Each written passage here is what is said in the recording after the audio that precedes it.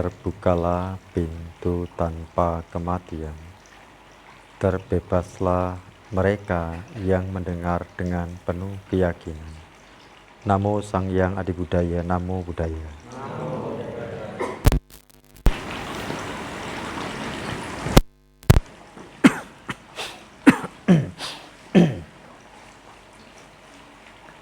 Sangga yang saya muliakan, Bapak Ibu Pandita dan seluruh sahabat Dhamma yang hadir. Hari ini seluruh masyarakat Indonesia sibuk dengan persiapan menyambut peringatan Waisak yang jika di dalam tradisi di Indonesia nanti jatuh pada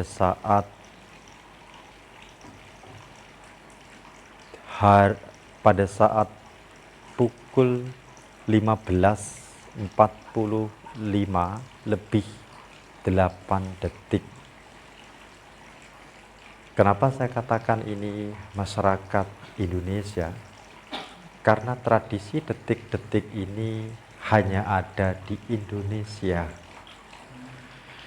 Maka kalau Anda ke Borobudur itu tidak akan ada detik-detik, karena di sana bukan biku-biku dari Sangga Agung, bukan dari Majelis Budayana Indonesia.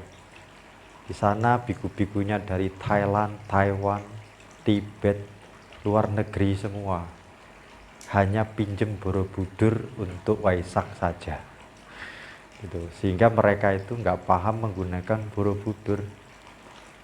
Borobudur dibuatkan kembali cetia-cetia baru.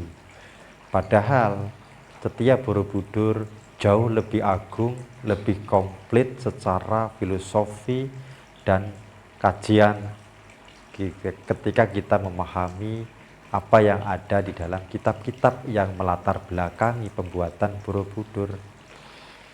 Nah, hanya akan ada detik-detik itu di Candi Sewu. Di lainnya tentu tidak ada. Karena memang detik-detik Waisak ini yang menggagas adalah dari mendiang yang mulia Jinarakita Mahathera. Nah, maka di seluruh wihara binaan Sakit itu pasti akan menunggu detik-detik ini. Pada hari ini adalah penghitungan hari ke-15 di bulan Waisak, yang nanti pada pukul 15.45 lebih 8 detik itu tepat detik-detik Waisak yang nanti kita akan sama-sama memperingati di Mahawihara Majapahit. Nah, oleh karena itu mengisi kekosongan yang ada di sini, kita mengadakan satu seremoni penghormatan kelahiran Bodhisatwa.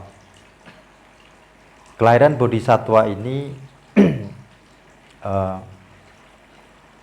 bukan sekedar entertain sebenarnya. Yang kita lakukan tadi, yang kita daras tadi, itu berakar dari satu kitab, yaitu Majjhima Nikaya. Jadi itu kami susun berdasarkan kitab Majjhima Nikaya. Di dalam Acarya Abhuta Sutta. Di dalam Acarya Abhuta Sutta. Jadi teks-teks yang tadi kita daras itu merupakan kompilasi dari apa yang ada di dalam khotbah yang dikenal sebagai mengagumkan dan menakjubkan, yang berkaitan dengan keajaiban-keajaiban kelahiran dari seorang bodhisatta. Jadi seorang bodhisatta. Jadi memang pada umumnya tradisi ini muncul itu lebih ke Buddhis dari tradisi Taiwan yang lebih banyak awal sebenarnya biasa sebulan sebelum Waisak ini mereka meyakini sebagai kelahiran daripada bodhisatta. Mereka memperingati kelahiran bodhisatta. Tetapi kita tahu ini menjadi berkembang kemudian di Indonesia dan di mana-mana gitu. Sehingga saya kira kita perlu mengkaji apa sebenarnya yang menjadi dasar pemikiran adanya penghormatan seperti ini. Jadi kita tidak asal melakukan seremoni seperti ini dengan pemahaman ini entertain Waisak saja gitu, tidak. Tapi betul-betul kita ingin menghormati kelahiran bodhisatta ini, ya, melakukan bentuk penghormatan dan menumbuhkan ikrar dalam diri kita. Ikrar dalam diri kita bahwa kita akan terus ingin lahir dimanapun sebagai manusia, dan terus kita itu bisa mengembangkan sila, samadhi, dan panya. Ini hal penting yang harus dipahami sehingga kita mencoba untuk menjaga kelahiran kita agar tidak jatuh ke alam-alam rendah tentunya, dan terus berkomitmen upaya untuk mengembangkan batin dalam praktek dhamma. Nah, saya akan memberikan ungkapan-ungkapan kekaguman para siswa dari keajaiban dari kelahiran seorang bodhisatta yang memang ini berbeda dengan makhluk-makhluk yang lain. Ya, sutta ini memang jarang sekali, atau khotbah ini jarang sekali diungkap, ya, jarang sekali diungkap. Tetapi ini penting untuk kita pahami, sehingga kalau Anda melakukan seremoni begini, Anda tahu apa sih sebenarnya. Kenapa kita begitu mengagungkan kelahirannya? Kenapa kita harus memperingati, mengingat hal-hal bajik yang melatar belakangi kelahiran seorang bodhisatta? Ini penting sekali. Ini penting sekali. Nah, maka kami dari Sangga pun mencoba untuk mengakomodir dalam bentuk-bentuk seremoni seperti ini, sehingga saya berharap hanya tidak sekedar entertain, karena bahkan belakangan bukan hanya bodhisatta yang bayi ini dilakukan siraman, rupang Buddha ditaruh pun disiram dengan mendarat berbagai parita. Ini kan lelucon gitu. Di beberapa tempat ikut-ikutan tapi tidak mengerti apa sebenarnya gitu. Apa sebenarnya maknanya. Nah, maka ini perlu dibuatkan kajian dan bagaimana kita menghormati ini dengan latar belakang histori kebajikan yang dimiliki sih gitu. Nah, jadi satu ketika Buddha bersama dengan para biku di Sawati.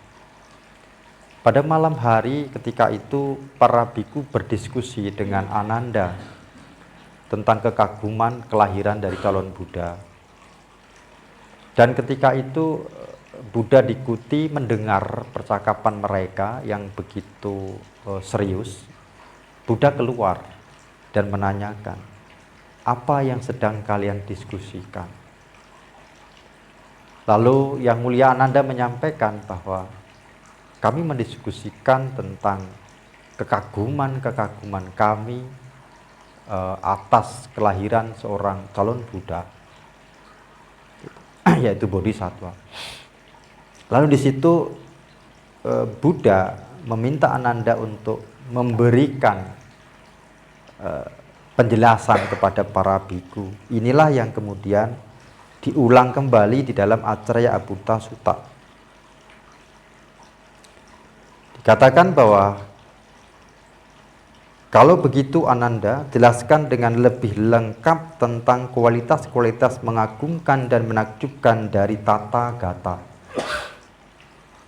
Dikatakan bahwa aku mendengar dan mempelajari ini yang mulia dari mulut Bhagawa sendiri dengan penuh perhatian dan penuh kewaspadaan Ananda. Bodhisatta muncul di alam surga Tusita, bahwa dengan penuh perhatian dan penuh kewaspadaan Bodhisatta muncul di alam surga Tusita ini kuinginkan sebagai satu kualitas mengagumkan dan menakjubkan. Jadi sebelum kelahiran beliau sebagai calon Buddha yang kita kenal sebagai Siddhartha, ini beliau lahir dulu di alam surga. Di alam surga, bukan kehendak Tuhan loh ya. Ini kehendak beliau sendiri gitu. Dan memang para Buddha sebelum lahir sebagai manusia terakhir itu akan lahir di Tusita dulu, di surga Tusita dulu, menanti kesiapan waktu untuk beliau lahir sebagai manusia. Menanti kesiapan waktu di sini. Itu yang pertama. Aku mendengar dan mempelajari dari mulut Bhagawa sendiri dengan penuh perhatian dan penuh kewaspadaan. Bodhisatta berada di alam surga Tusita. Ini juga kuingat sebagai satu kualitas mengagumkan dan menakjubkan. Jadi, ia muncul lahir di surga Tusita dan tinggal di sana. Dan tinggal di sana. Lahir di sana dan tinggal kemudian di sana sepanjang waktu usia makhluk dewa di alam surga Tusita. Aku mendengar dan mempelajari, ini yang ketiga, aku mendengar dan mempelajari dari mulut Bhagawa sendiri, Bodhisatta berada di alam surga Tusita selama panjang umur kehidupan penuh. Gitu.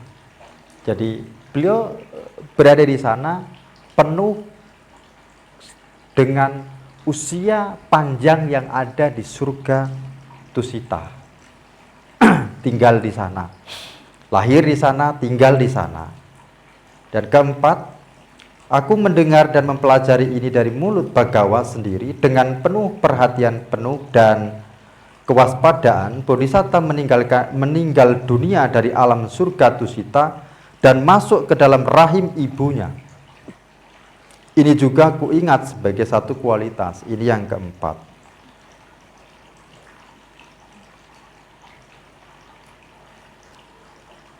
Jadi beliau meninggal kemudian dari sana.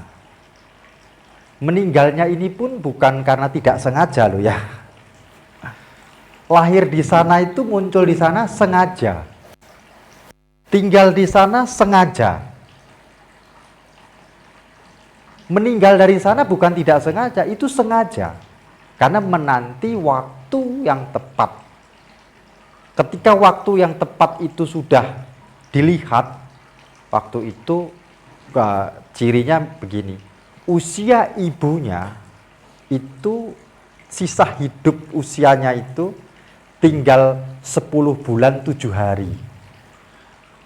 Beliau melihat itu. Usia rata-rata panjangnya usia manusia itu 100 tahun. Itu sudah sangat, seperti sekarang ini kan kita 100 tahun itu sudah sangat luar biasa sekali kan. Di 100-an tahun sudah luar biasa sekali. Ketika melihat ini dan melihat tanda-tanda lain, mereka yang ingin lahir nanti mendampingi seperti ya saudara dan yang lain, kudanya dan sebagainya, itu muncul semua. Udah siap semua, gitu. Udah siap semua. Dan ketika itulah maka dikatakan, aku mendengar dan mempelajari ini dari mulut Bhagawa sendiri. Ketika Bodhisatta meninggal dunia dari alam surga Tusita dan masuk ke dalam rahim ibunya, suatu cahaya yang tidak terukur yang melampaui para dewa muncul di dunia ini. Semua dengan para dewa, Mara dan Brahma dalam generasi ini bersama dengan para petapa dan Brahmana dengan para pangeran dan rakyatnya dan alam ruang antara yang hampa dan tanpa dasar, kelam gelap gulita, di mana bulan dan matahari yang kuat dan perkasa tidak dapat menjangkaunya. Dewa juga muncul di sana, menjangkaunya. Cahaya terang yang tidak terukur melampaui kemegahan para dewa juga muncul di sana, dan makhluk-makhluk yang terlahir kembali di sana dapat saling melihat karena cahaya itu. Sesungguhnya Tuhan, ada makhluk-makhluk lain yang terlahir kembali di sini, dan 10.000 sistem dunia ini bergoyang dan bergoncang dan bergetar, dan di sana juga muncul cahaya terang yang tidak terukur melampaui kemegahan para dewa. Ini juga kuingat sebagai kualitas mengagumkan. Jadi yang kelima ini, ketika beliau itu sudah melihat tanda itu, beliau juga dimohon sebenarnya oleh para makhluk surga yang lain, para dewa dan Brahma datang menemui di satu taman, digambarkan seperti itu, memohon mereka kepada calon Buddha ini agar segera turun ke alam manusia karena semua kondisi sudah siap. Pada saat itulah beliau melihat betul tanda-tanda itu, maka beliau melakukan perenungan tentang kematian. Kemudian begitu melakukan perenungan tentang kematian, cahaya kedewataannya mulai memudar, dan meninggal dunia di surga itu. Lalu beliau menuju ke rahim ibunya yang telah siap. Ibunya ini bukan juga tidak sengaja loh, ini pun disengaja. Ini disengaja. Ibunya ini disengaja. Jadi ibunya ini sudah melakukan, menyempurnakan kebajikan itu selama 100.000 kalpa. Beliau menyempurnakan kebajikan dengan aspirasinya ingin menjadi seorang ibu dari calon Buddha. Dari calon Buddha. Jadi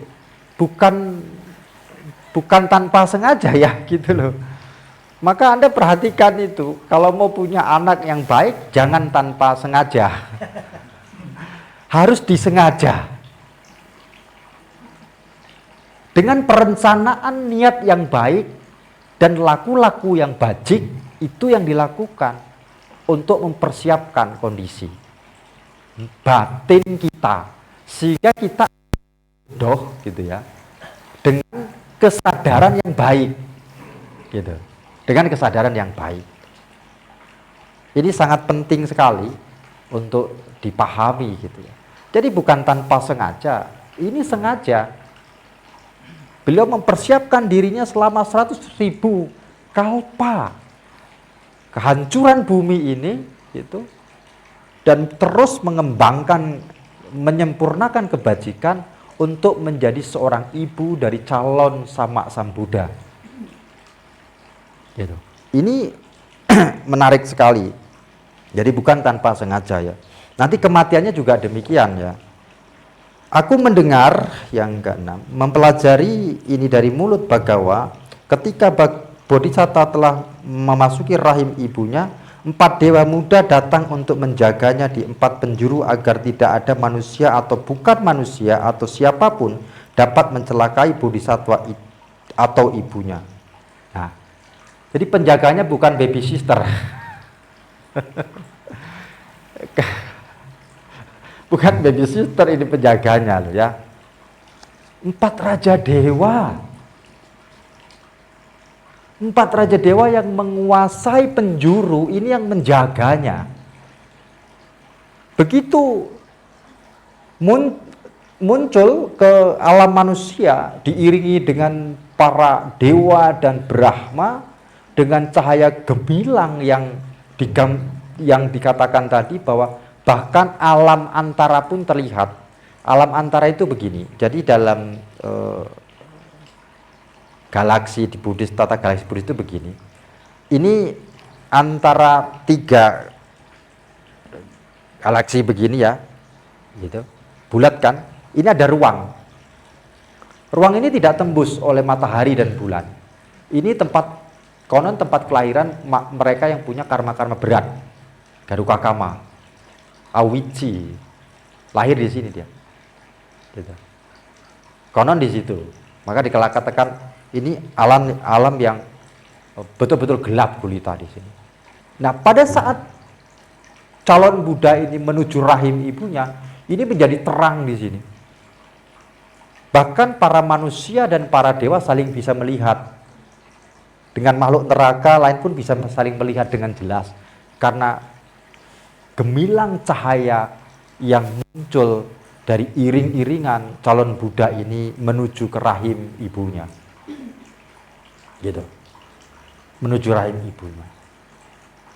Nah, ini yang bahkan tidak hanya di situ, begitu ia masuk rahim ibunya, ibunya cukup menjaga moralitas sekali gitu. Sangat. Dan memang dia sudah punya kualitas ini kan gitu. Nah, menuju rahim ibunya kemudian 4 raja dewa itu langsung menjaga jadi pengawalnya. Jadi pengawalnya. Gitu. Jadi bukan baby sister dari yang disewa bukan oleh raja ya. Yang bukan, yang menjaga itu para dewa. Gitu. Jadi Buddha ini dihormati oleh para dewa, oleh para makhluk Brahma. Gitu. Sangat dinanti sekali. Aku mendengar dan mempelajari ini dari mulut Bhagawa sendiri ketika Bodhisatta telah memasuki rahim ibunya.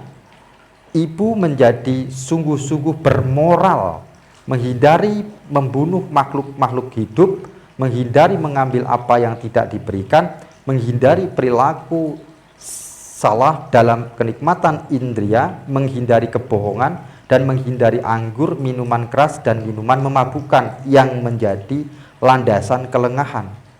Dia menjaga 5 latihan betul. Jadi tidak nyidam anggur, tidak gitu ya. Nyidam whisky, bir, tidak gitu. Menghindari itu betul.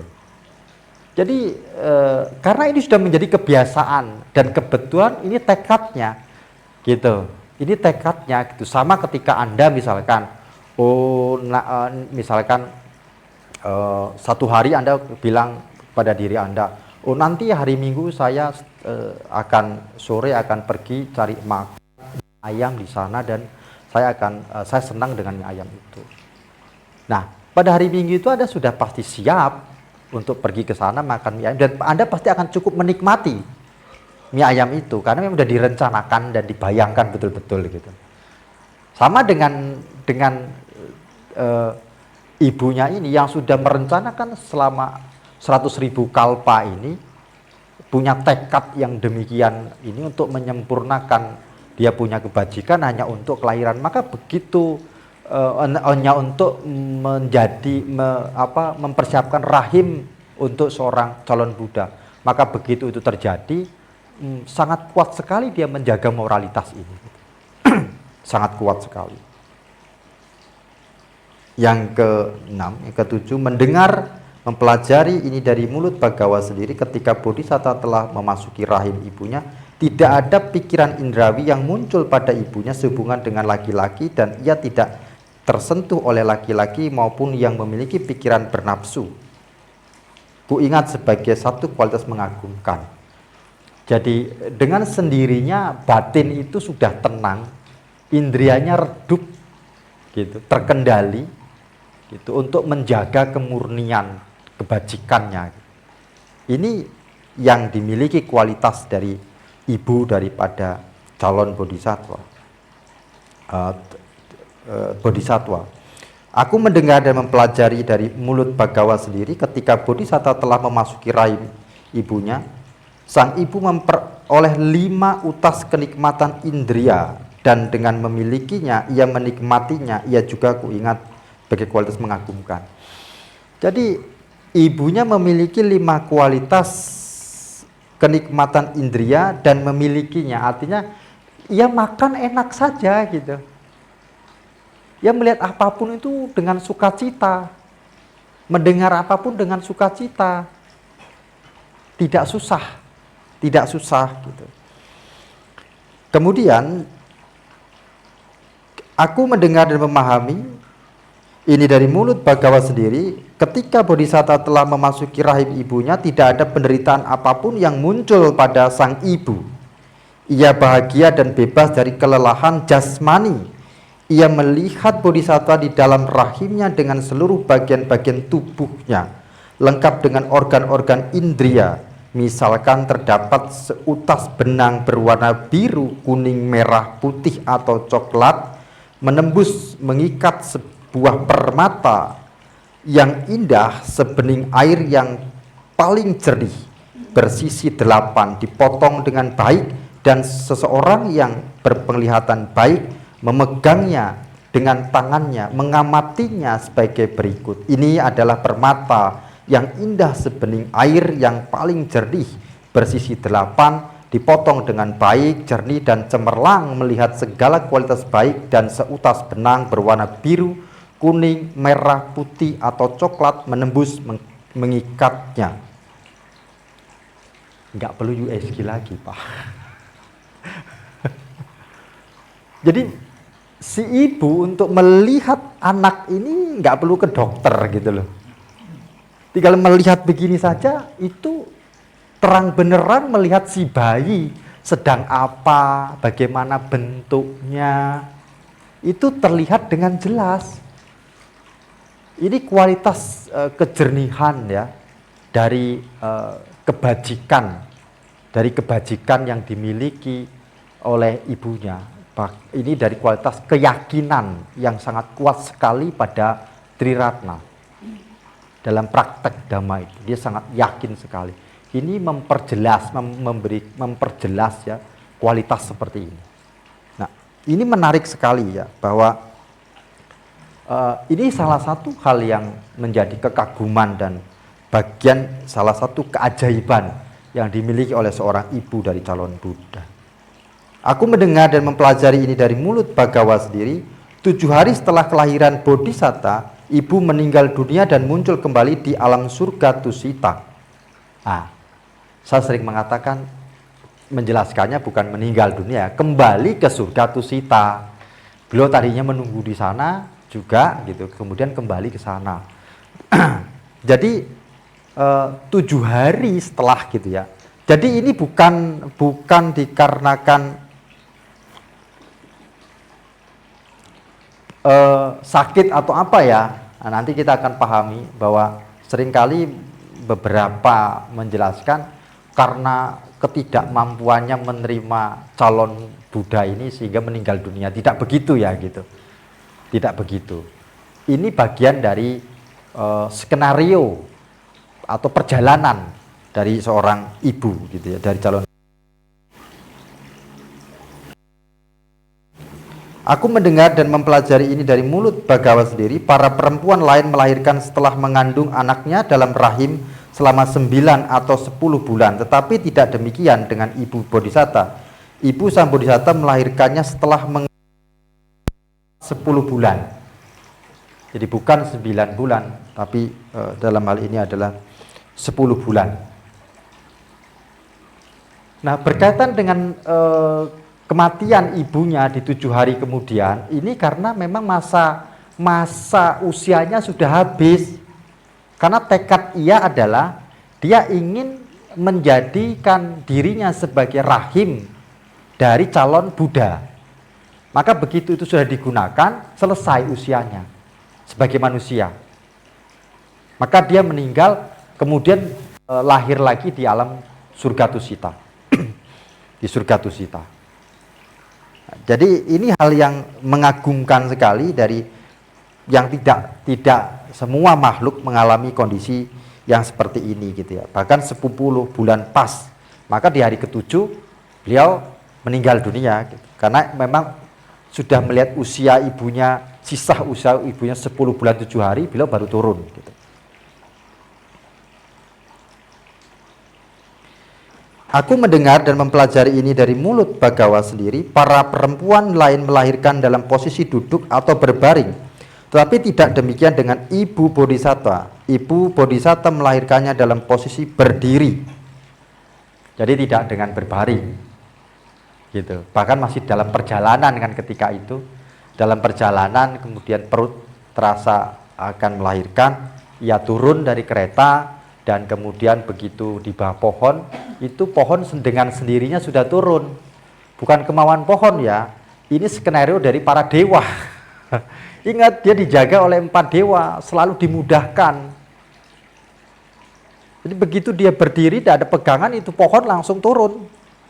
Maka dipegang sebagai pegangan untuk melahirkan. Ini skenario dari para dewa gitu. Para dewa sudah terus mengiringi gitu, mengiringi.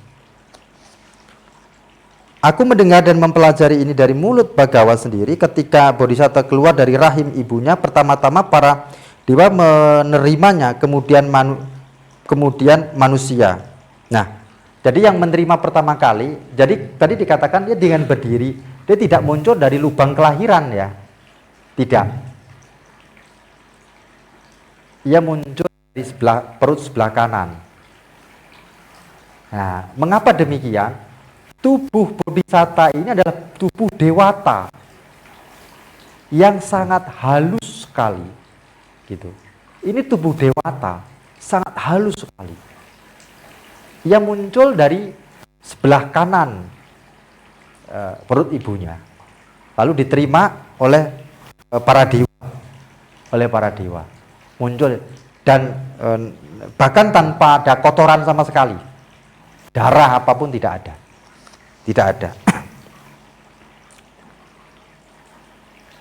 Aku mendengar dan mempelajari ini dari mulut Bagawa sendiri. Ketika Bodhisatta keluar dari rahim ibunya, beliau tidak menyentuh tanah. Mengapa tidak menyentuh tanah? Karena diterima oleh 4 raja dewa tadi gitu loh. 4 dewa muda menerimanya dan mengangkatnya di depan ibu dan mengatakan, bergembiralah oh ratu, seorang putra dengan kekuatan luar biasa telah engkau lahirkan. Jadi diterima ketika itu oleh dewa, ya, oleh dewa. Mendengar dan mempelajari ini dari mulut Bagawa sendiri. Ketika Bodhisatta keluar dari rahim ibunya, beliau keluar dan dalam keadaan tidak berlumuran air atau cairan atau darah atau kotoran apapun, bersih dan tanpa. Misalkan terdapat sebutir permata yang diletakkan di atas sehelai kain kasih, maka permata itu tidak mengotori kain atau kain mengotori permata. Mengapa? Karena kemurnian keduanya. Kemurnian kebajikan dari keduanya. Dalam hal ini praktek tidak membunuh.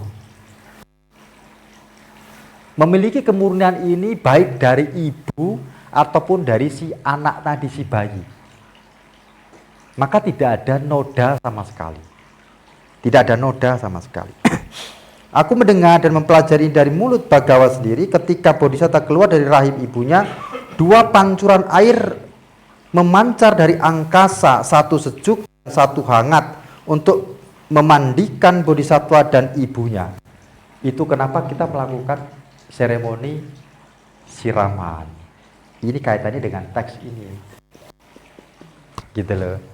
Jadi penghormatan para dewa ketika itu untuk menghormati kelahiran Bodhisatta dan ibunya yang telah, ia kemudian mencurahkan air dari angkasa, dewa ini ya, dalam bentuk air yang hangat dan sejuk untuk memandikan sebagai bentuk penghormatan. Nah, kenapa kemudian ada seremoni penghormatan siraman Bodhisatta? Karena mengikuti tradisi dari para dewa dalam menghormati kelahiran Bodhisatta. Gitu. Aku mendengar dan mempelajari dari mulut Bagawa sendiri. Segera setelah Bodhisatta lahir, beliau berdiri tegak dengan kaki menginjak tanah. Kemudian beliau berjalan 7 langkah ke arah utara dan dengan payung putih memayunginya. Beliau mengamati tiap-tiap penjuru dan mengucapkan kata-kata seorang pemimpin kelompok. Akulah yang tertinggi di dunia. Akulah yang terbaik di dunia. Akulah yang terkemuka di dunia. Inilah kelahiranku yang terakhir. Ini yang beliau ucapkan. Jadi muncul payung putih ini yang munculkan juga dewa ya, payung putihnya gitu. Jadi ada dua para dewa sebenarnya di samping kanan kiri, dan dewa yang memayungi beliau gitu. Memayungi beliau, beliau melangkah 7 langkah. 7 langkah ini memiliki makna bukan 7 hari lagi mamanya meninggal dunia ya, seperti beberapa komentar orang-orang tidak memahami kitab. Itu bukan itu. 7 langkah ini artinya bahwa beliau akan mencapai dalam menapaki yaitu 7 tahap pencerahan. 7 tahap pencerahan. Ini yang memaknainya demikian gitu ya. Dan beliau mengikrarkan dirinya bahwa ia adalah pemimpin tertinggi di dunia, bahwa tidak akan ada satupun nanti betapa dewa dan Brahma ya, manusia manapun yang akan menghalangi beliau mencapai pencerahan. Tidak akan ada satupun yang menghalangi beliau, dan tidak ada satupun yang akan membantah ajaran-ajaran beliau. Ini ungkapan beliau sebagai saat ketika beliau muncul di dunia gitu ya. Aku mendengar dan mempelajari ini dari mulut Bagawa sendiri ketika Bodhisatta keluar dari rahim ibunya, suatu cahaya yang tidak terukur yang melampaui para dewa muncul di dunia ini bersama dengan para dewa Mara dan Brahma dalam generasi ini, bersama dengan para petapa dan Brahma dengan para pangeran dan rakyatnya, dan bahkan alam ruang antara yang hampa dan tanpa dasar, kelam gelap gulita di mana bulan dan matahari yang kuat dan perkasa tidak dapat menjangkaunya. Cahaya terang yang tidak terukur melampaui kemegahan para dewa juga muncul di sana, dan makhluk-makhluk yang terlahir kembali di sana dapat saling melihat karena cahaya itu. Sesungguhnya Tuhan, ada makhluk-makhluk lain yang terlahir kembali di sini, dan 10.000 sistem dunia ini bergoyang dan bergoncang dan bergetar. Dan di sana juga muncul cahaya terang yang tidak terukur melampaui kemegahan para dewa. Bahkan ketika Bodhisatta keluar dari rahim ibunya, suatu cahaya yang tidak terukur melampaui para dewa. Jadi kelahirannya pun diikuti sukacita dari para dewa, dari alam surga.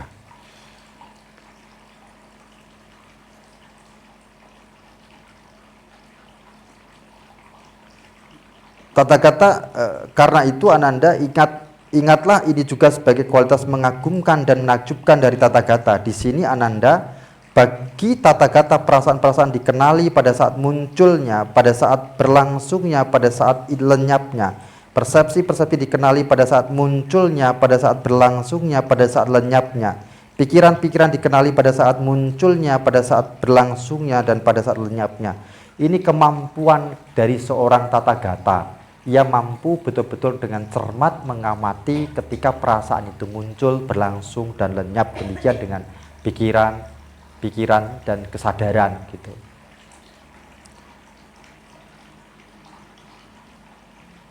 Yang mulia, karena bagi Bagawa perasaan-perasaan dikenali pada saat munculnya, pada saat berlangsungnya, pada saat lenyapnya. Persepsi dikenali pada saat muncul, pada saat berlangsungnya, pada saat lenyapnya. Pikiran-pikiran dikenali pada muncul dan saat berlangsungnya dan lenyapnya. Ini juga bagian dari hal kualitas yang dimiliki oleh seorang calon Buddha, bayi seorang calon Buddha.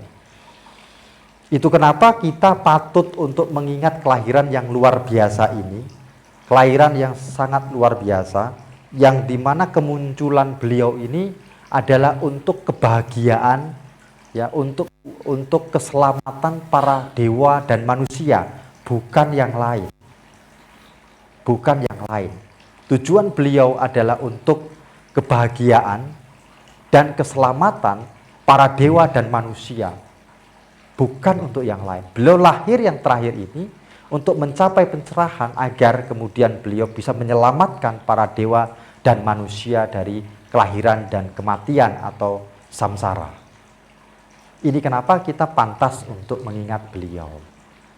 Jadi seremoni pada hari ini bukan sekedar entertain saja di Waisak ya, momen Waisak, tapi ini bagian bagaimana kita mengingat kualitas-kualitas yang luar biasa yang dimiliki oleh calon Buddha, yang dimana kualitas ini tidak dimiliki oleh guru spiritual manapun, hanya ada pada calon Buddha, tidak pada yang lain, gitu, tidak pada yang lain. Khotbah ini menjadikan landasan kenapa kita kemudian memperingati kelahiran seorang calon Buddha. Nah, ini menjadi jelas mudah-mudahan. Jadi seremoni seperti ini menjadi bagian penting, bukan hanya pencerahan. Kenapa ada kelahiran, pencerahan, dan juga nanti ada apa namanya kematian, Mahaparinibbana. Ya, Mahaparinibbana ada. Nanti kita bisa lakukan pada tanggal 7 ya, biar juga ada tahu bagaimana upacaranya gitu.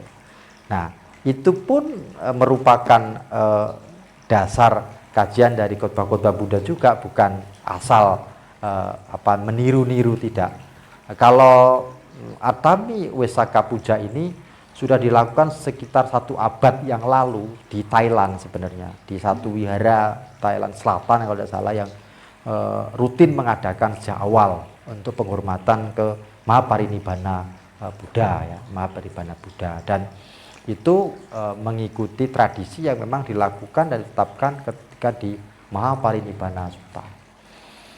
Hal ini sebagai satu pengetahuan ya, mudah-mudahan ini menjadi satu nutrisi untuk batin Anda di Waisak ini, sehingga bisa memaknai Waisak tidak sekedar aktivitas rutin tahunan, tetapi bagaimana kita membangkitkan sukacita dan mengingat kualitas-kualitas dari seorang Buddha untuk kita dapat teladani ya, menjadi inspirasi bagi kita untuk menjaga orientasi batin kita agar tetap pada keyakinan Buddha, Dhamma, dan Sangha. Artinya kita tetap memiliki orientasi pada pembebasan bagaimana yang diajarkan Buddha. Terima kasih.